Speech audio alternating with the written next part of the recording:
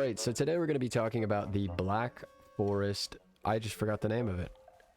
What is it? Oh, the Black Forest Farmstead. And this thing, let me tell you, it's honestly a really good elevation. What is going on with this intro? Forest Farmstead and this massive cloud of fog that just ruined the intro. Farmstead. Oh my gosh, I didn't get rid of the camera stand. Alright, the Black Forest Farmstead. This build is, honestly, if nothing else, a great lesson in elevation. Like, you can see from the beginning, I was really planning to use the whole hillside, but I didn't realize what it was going to turn into. You know, we've got a tiered farm planned, we've got the house at the top of the hill, but let me tell you, every little thing in this project kind of has its own elevation. You'll get to see that throughout the build, it'll be pretty cool. But let's talk about the first thing I built, which was this bridge. You know, a lot of people think bridges are really complicated in Valheim. A regular bridge is very simple. You use some iron beams, you build a skeleton structure, you fill it in, and you add some details. That's really it, and that's what I did here with this bridge. I built one that is the size of the little kind of stream here that, you know, kind of made sense. What am I saying? I added in a general structure with some of these new black marble pillars. Well, I mean, at this point, black marble is not really new, but you know, with some of these black marble pillars, which look so nice. We've got a handrail design. We've even got lampposts on only one side of the bridge, which I think is kind of cool for a little bit of asymmetry. And then you've got some different details on the floor. You know, the key here was just lowering the stone a little bit so that the wood trimming details would not actually hinder you walking. It's actually the same level as the black marble. But yeah, after the bridge, we're going to be talking about the farm.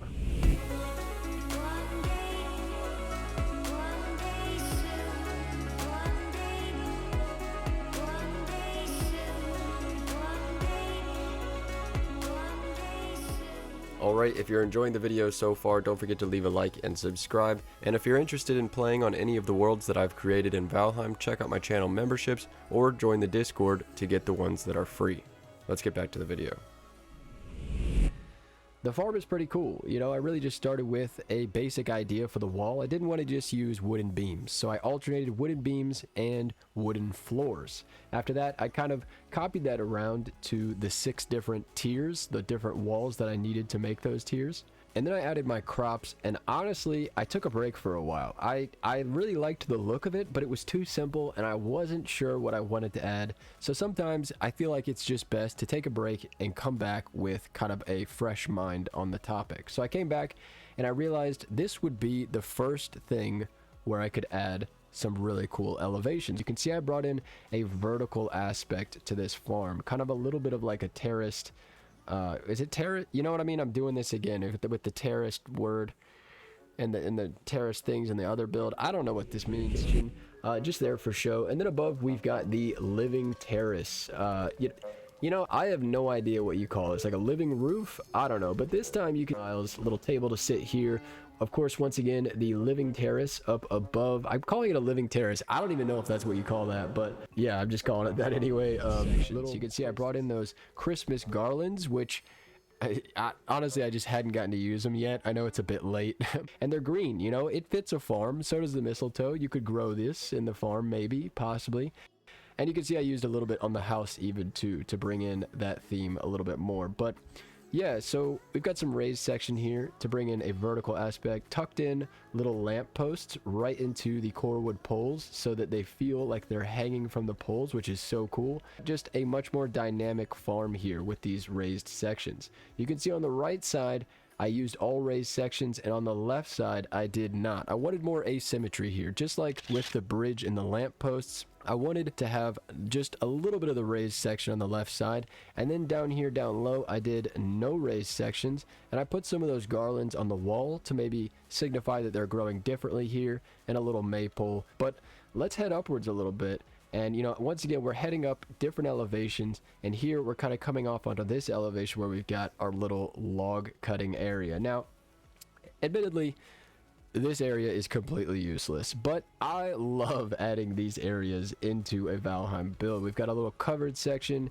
to keep some wood dry, maybe a little processing section here for some wood that It needs to be cut, and then it could be in the dry area. I don't know. Little spot to sit and rest. Just a nice little cozy log cutting area. We're going to pass the front entrance to the house for a minute, and let's talk about the rest of the outdoor stuff. Over here, we've got a little bit of an outdoor workshop. You can see, once again, using a little bit of elevation. Started off with a basic regular height area here. It felt really boring, so I thought cutting into the ground, adding a staircase that you could come up and down would just make it more entertaining. You can also see the wall a little better. You can see the back a little better.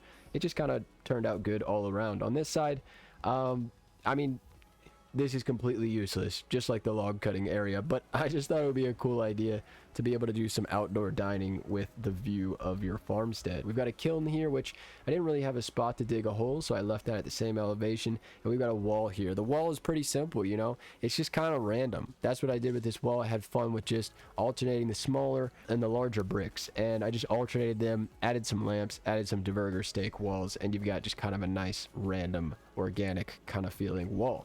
Up here, once again, more elevation, of course. I've said elevation like 20 times. But you can see, though, that we've got the topmost part of the entire kind of farm is here with these bees. And, you know, they've got their little stands and their chests. And honestly, as I stand here, it reminds me that this is way too many bees. It is so loud up here. Like, I don't know if I recommend this. Not to mention, I really don't know if you would even need this much honey in a survival playthrough. But, I mean, you know, that's pretty much it for the outdoor stuff. Now let's talk about the actual house.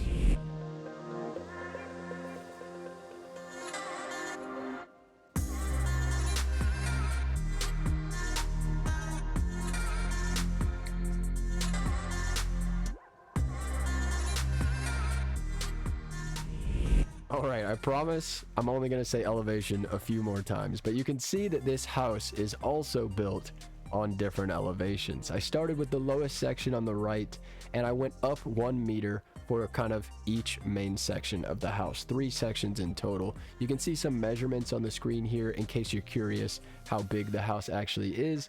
And we've just got a fun basic format. You can see even a diagonal section on the side, which I thought would be cool to include a stone oven kind of sticking out from the side of the kitchen. So once I built my flat blueprint, I went ahead and built my vertical blueprint, or the first floor of the vertical blueprint.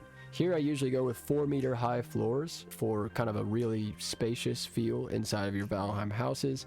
And then I built my second floor, which I added a Tudor style element to the center building where it sticks out over the build, which is just fun and gives you something else to look at. And I added in my shape for my roofs. And with the roofs, you can see I made sure to add a 1-meter roof frame sticking out away from the build, which always is a great thing, easy thing that you can add to make your builds feel more realistic.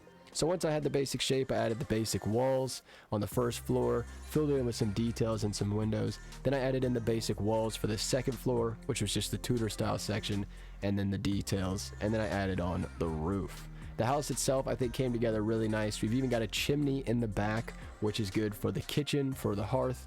And let's head inside and take a look. As we're walking in, though, I did want to point out, I did decide to do these kind of corner pillars where I placed a 2-meter wooden pole and then I rotated it twice. I think those look really cool and just add a little bit of thickness to the corners of the building. And you can see the 2 floors ended up being a very symmetrical design in the end. I went through a lot of different designs for what the outside look of the build would be, but you know, I find that symmetry between floors is typically something that looks really nice. Alright, but let's head inside, and you can see as we head in, I can't close the, yeah, and the door is in that piece of black marble. I know, it's bad, but as we head inside, you can see that we're working, of course, once again, with different elevations. We'll go through all the rooms, but first things first, we have the kitchen, and the kitchen's pretty cool. You know, we've got a little diagonal element here with the stone oven, with a little gap in the roof there for venting the smoke, which actually doesn't work, to be honest. You know, little shelves here and there, pots and pans where they're on the wall, and you can see the little bowls on the top of it are kind of set on that shelf. You've even got another pots and pans down here on a little shelf. And yeah, just different things for a kitchen, so you can do all your kitchen needs. We've even got mead barrels here at the top. So with the kitchen kind of heading into the rest of the house, you can see I have stone elements here, and then we're going to kind of leave the stone into the black marble here, and then you see all the wood. You can see in this room we've got a lot of black marble. I find it can be a little bit overbearing on an interior, so that's when I decided to bring in the coffered ceilings look. It's a pretty lazy version of coffered ceilings, But in this room, we've got a nice little view of the rest of the farm. We've got storage, a galder table, a treasure little area, a staircase to the second floor, and in this room, we've got a little workshop. We've got our forge table here coming around, and then we've got a workbench here. And then you can see I took advantage of the back of the build to build a little cubby in the wall for a little shelf there, and little details on the walls and things like that. But let's go ahead and head upstairs, where you've kind of got well, you've got the rest of the interior, obviously, but you can see we've got a little closet here on this side, and if you look across, we've got kind of the opposite side. It's not really a closet, but it's kind of similar with like the little shelf up top. But here we've got our black forge. You got details going along the ceiling. Very easy to add in some lines on your ceiling. Highly recommend doing that. And then you've got a little bedroom here, which I think turned out really nice. You can actually use this bed, believe it or not. You can get in and out of this bed, so no worries there.